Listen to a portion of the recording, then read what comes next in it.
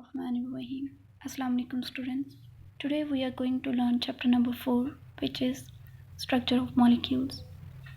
First of all, have a look on introduction. As we know that everything is made up of matter. दुनिया में जितनी भी चीज़ें हैं सब मैटर से मिलकर बनी हुई हैं और मैटर एटम से मिलकर बनता है. Atom is the smallest building unit of the matter. अब एटम्स कंबाइन करके मॉलिक्यूल्स बनाते हैं और एक फोर्स होती है जो इन एटम्स को मॉलिक्यूल के अंदर बाइंड करके रखती है. उस फोर्स को केमिकल बॉन्ड कहते हैं and chemical bond is basically the force of attraction between atoms. Now the question is why do atoms form chemical bond. Atoms क्यों केमिकल बॉन्ड बनाते हैं. दुनिया में हर चीज़ की कोशिश होती है कि वो स्टेबिलिटी अटेंड कर ले. इसी तरीके से atoms wants to attain the stability of nearest noble gases. हमें पता है नोबल गैसेस जो हैं वो स्टेबल हैं. वो स्टेबल क्यों हैं? क्योंकि उनके वैलेंस शेल में वैकेंट स्पेसिस नहीं होती, उनके वैलेंस शेल कम्प्लीटली फिल्ड होते हैं.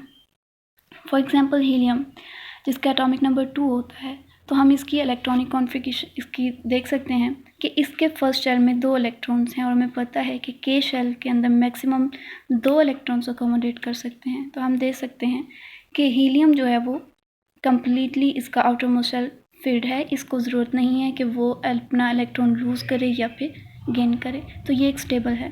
तो एटम्स इसीलिए केमिकल बॉन्ड बनाते हैं कि वो स्टेबिलिटी अटेन कर लें.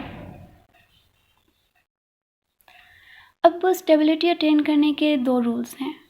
एक है डुप्लेट रूल. अगर तो एक एटम 2 इलेक्ट्रॉन्स अपने वैलेंस शेल में 2 इलेक्ट्रॉन्स अकोमोडेट कर रहा है स्टेबिलिटी अटेन करने के लिए, तो वो डुप्लेट रूल होगा. और दूसरा रूल है ऑक्टेट रूल. अगर तो वो 8 इलेक्ट्रॉन्स अपने वैलेंस शेल में अकोमोडेट कर रहा है तो वो ऑक्टेट रूल कहलाता है. अब डिफरेंट वेज होते हैं कि इलेक्ट्रॉन्स अपने आउटर मोस्ट शेल को अकोमोडेट कैसे करते हैं. उसको कम्प्लीटली फिल करने के लिए 3 तरीके हैं. एक है कि बाय गिविंग इलेक्ट्रॉन्स. अगर तो वैलेंस शेल में 3 से कम इलेक्ट्रॉन्स हैं तो वो उसको लूज़ कर देगा, और अगर 5 या 5 से ज़्यादा इलेक्ट्रॉन्स हैं तो वो गेन करेगा या फिर वो शेयरिंग करेगा इलेक्ट्रॉन्स की. मे बी म्यूचुअल शेयरिंग और one sided. Now the question is what is chemical bond. A chemical bond is defined as the force of attraction between atoms that hold them together in a substance. As we discussed earlier, chemical bond is basically the force of attraction जो कि substances के अंदर atoms को hold करके रखती है, उनको bind करके रखती है. अब केमिकल बॉन्ड की जो हैं वो 4 टाइप्स हैं. Ionic bond, covalent bond, dative covalent bond, इसको हम कोऑर्डिनेट कोवलेंट बॉन्ड भी कहते हैं, and metallic bond. So the ionic bond, the type of bond which is formed by complete transfer of electrons from one atom to another atom is called ionic bond. इस तरह के bond में क्या होता है कि एक एटम अपने इलेक्ट्रॉन्स कम्प्लीटली ट्रांसफ़र कर देता है दूसरे एटम को. तो इसके नतीजे में as a result of this ionic bonds are formed. हम एग्जांपल देखते हैं. अब पीरियोडिक टेबल में क्या होता है, ग्रुप नंबर 1 और 2 ये दोनों ग्रुप्स मेटल्स होते हैं और इनके अंदर टेंडेंसी होती है इलेक्ट्रॉन को लूज़ करने की, क्योंकि इनके आउटर मोस्ट शेल में 1 या 2 इलेक्ट्रॉन होते हैं. जबकि ग्रुप नंबर 15 से 17 तक नॉन मेटल्स हैं और इनकी टेंडेंसी होती है गेन करने की. अब क्या होता है, जब मेटल्स और नॉन मेटल्स को अलाउ किया जाता है कि ये रिएक्ट करें तो ये मिलकर आयनिक बॉन्ड बनाते हैं. इसको हम सोडियम क्लोराइड के एग्जाम्पल से समझते हैं. Sodium chloride is a good example of ionic bonds. देखिए हम देख सकते हैं कि ये सोडियम और क्लोरीन, जब ये मेटल है ये नॉन मेटल है, जब ये रिएक्ट करेंगे तो सोडियम क्लोराइड बनाएंगे which is common salt. Electronic configuration of sodium and chlorine is, sodium की इलेक्ट्रॉनिक कॉन्फ़िगरेशन में हम देख सकते हैं कि इसके आउटर मोस्ट शेल में 1 इलेक्ट्रॉन है, सब शेल एस में सिर्फ 1 इलेक्ट्रॉन है.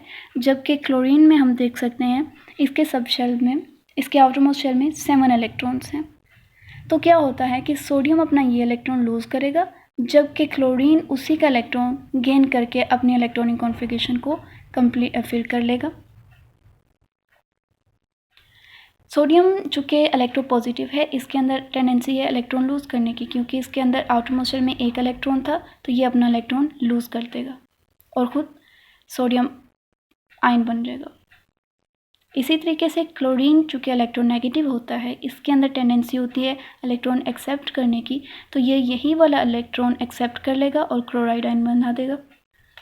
ओवरऑल रिएक्शन कैसे होता है कि ये सोडियम प्लस और क्लोरीन नेगेटिव, ये दोनों मिलकर रिएक्ट करते हैं तो एक सोडियम क्लोराइड बना देते हैं, which is purely ionic compound.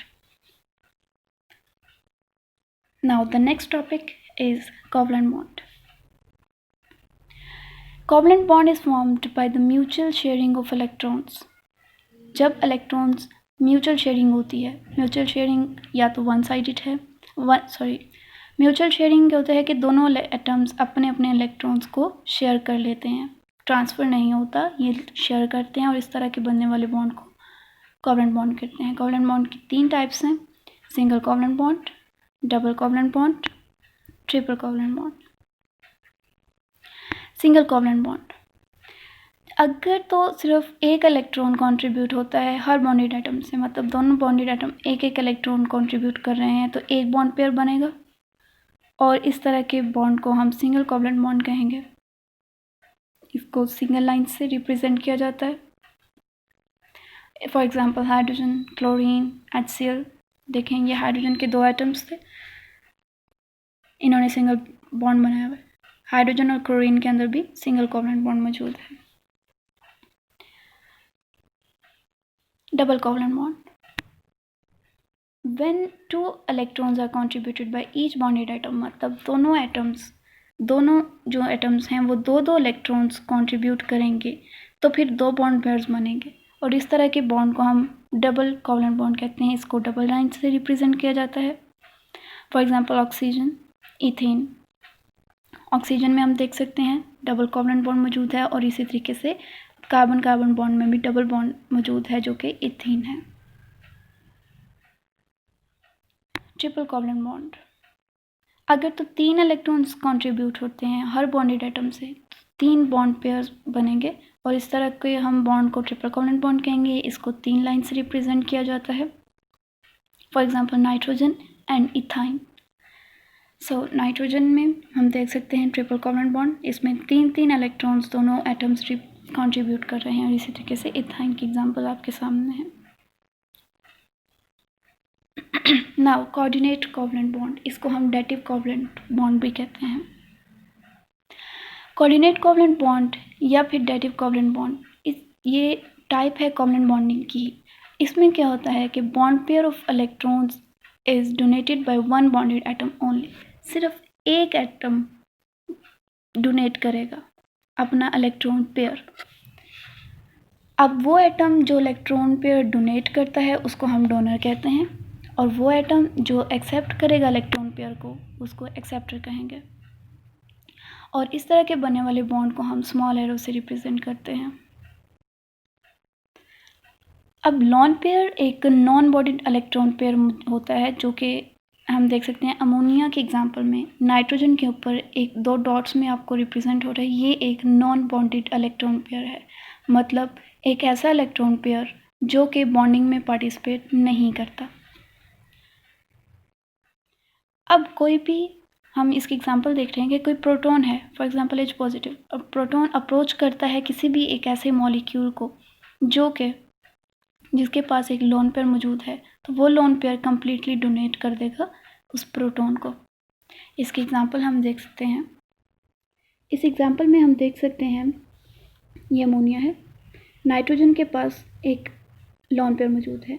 जब एक प्रोटॉन ने अप्रोच किया अमोनिया को तो ये पूरा का पूरा डोनेट हो जाएगा इस प्रोटॉन को और ये एक कोऑर्डिनेट कोवलेंट बॉन्ड बन जाएगा।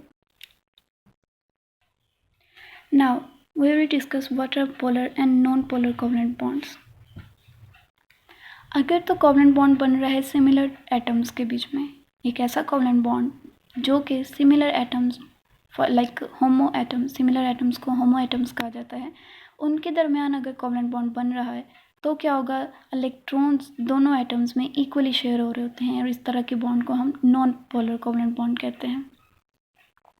फॉर एग्जांपल हाइड्रोजन, इसमें 2 हाइड्रोजन सिमिलर हैं, क्लोरीन 2 क्लोरीन एटम्स मिलके Cl2 बना रहे हैं, तो ये नॉन पोलर कोवलेंट बॉन्ड्स हैं।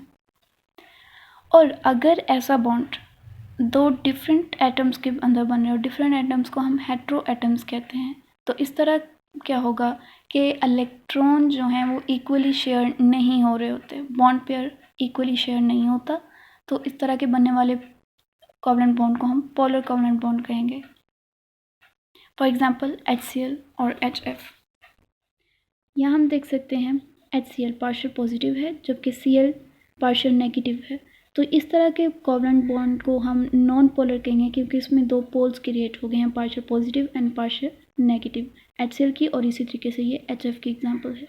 ये हैं नॉन पोलर की examples. Metallic bond. The fourth type of chemical bonding is metallic bond. Metallic bond is defined as the bond formed between metal atoms, and metal atoms are positively charged ions due to mobile or free electrons. अब क्या होता है कि metals के अंदर बहुत ज़्यादा free electrons मौजूद होते हैं जो कि पॉजिटिव आयंस को सराउंड करते हैं, और इस तरह के बनने वाले बॉन्ड को हम मेटालिक बॉन्ड कहते हैं।